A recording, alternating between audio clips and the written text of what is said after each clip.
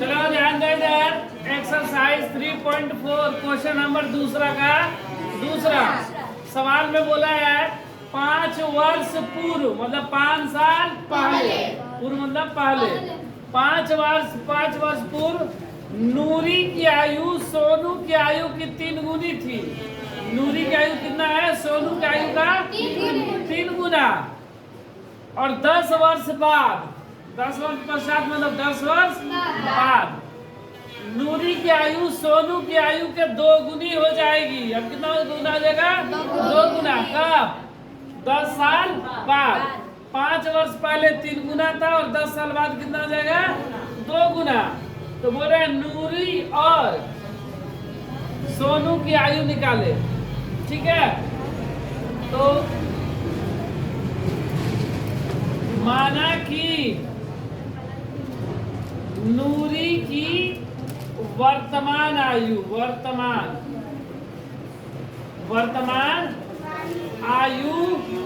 बराबर x वर्ष। नूरी की आयु कितना है? 1 साल की नूरी है। और सोनू की आयु, सोनू की वर्तमान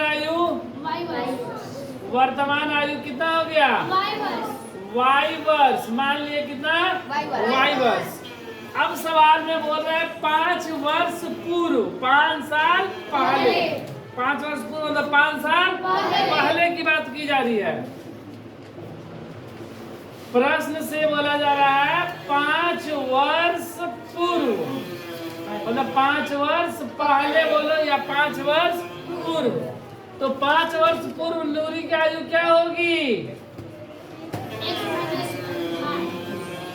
x माइनस 5 वर्ष।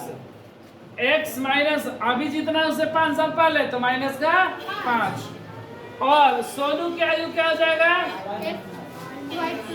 सोनू की आयु y माइनस 5 वर्ष। अब क्या बोल रहा है कि 5 वर्ष पूर्व नूरी की आयु सोनू की आयु का 3 गुनी थी। कितना? 3 गुनी। किसका?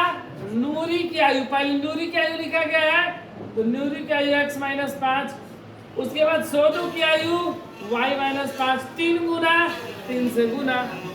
ठीक है, बोला गया ना नूरी की आयु, तो नूरी की आयु x माइनस 5, 5 वर्ष पहले। सोनू की आयु तो y माइनस 5 की 3 गुनी तो 3 से गुना। अब x माइनस 5 बराबर ये गुणा करेंगे तो 3y माइनस 3 बचे 15। x प्लस इधर आएगा तो माइनस का 3y माइनस 15, माइनस 5 इधर आएगा तो प्लस का 5। तो x माइनस 3y बराबर माइनस का 10, समीकरण 1।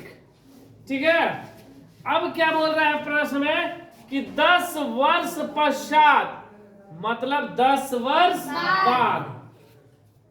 पुनः प्रश्न से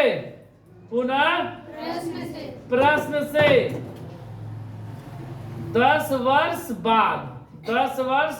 बाद नूरी की आयु कितना हो जाएगा? 10 वर्ष बाद x प्लस 10 वर्ष।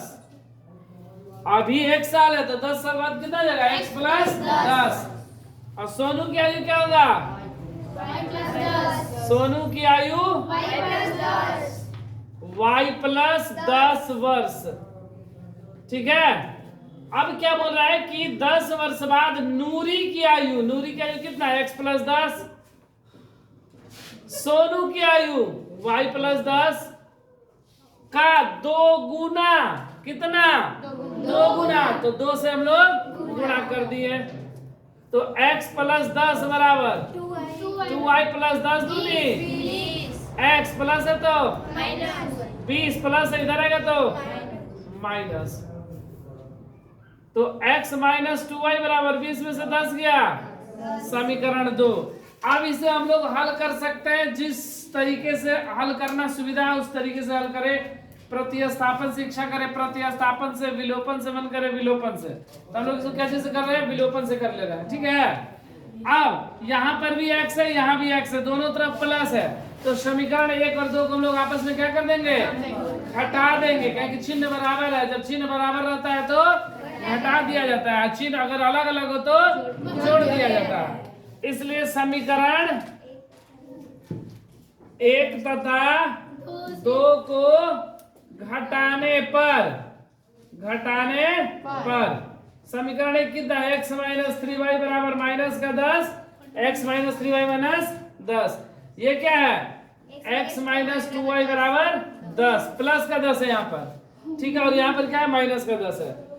हम लोग क्या करेंगे? घटाएंगे ना, तो प्लस का x इधर आएगा तो ये माइनस का इधर आएगा तो ये प्लस इधर आएगा तो ये कैंसिल, ये माइनस प्लस क्या होता है? तो 3 में से 2 गया 1, तो क्या हो जाएगा? माइनस का y, क्योंकि 3 बड़ा है ना, माइनस माइनस, तो ये कितना हो गया? माइनस का 10 10 20, ये माइनस माइनस कट गया, y बराबर 20। मतलब सोनू कितने साल का है? 20 साल का। अब y का मान हम लोग क्या रख देंगे? y का मान समीकरण 1 में रखने पर, समीकरण 1 कितना? x माइनस 3y बराबर माइनस 10। ऐसा नहीं कि 1 में रखेंगे और 2 में भी रखेंगे तो आ जाएगा। तो x का y का मान कितना है? 20।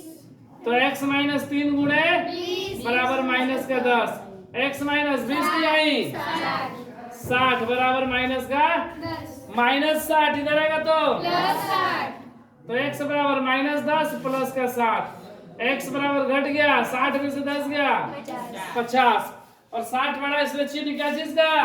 प्लस का। 60 बड़ा तो चिन्ह प्लस का। हमसे क्या पूछा गया था? नूरी और सोनू की आयु, इसलिए नूरी की आयु बराबर x मतलब 50 वर्ष, और सोनू की आयु 20